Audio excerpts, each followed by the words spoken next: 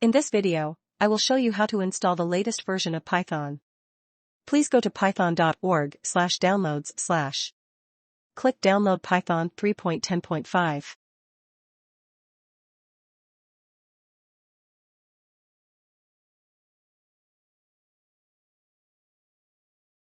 If you install it on Windows, you will likely need to check the box Add Python 3.10 to Path. You may need to check the option Add Python to Environment Variables for the older version. Please be aware that the name changes from release to release. This allows the Python executable to be accessible from the command prompt. OS X users should have Python installed by default.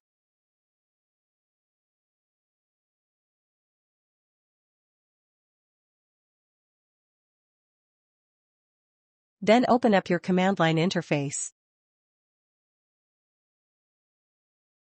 For Windows users, open up Command Prompt. For OS X users, open up Terminal. Then type in the following command, Python space ---- version. Your installed Python version will show here. To learn more about Python, please subscribe to my YouTube channel.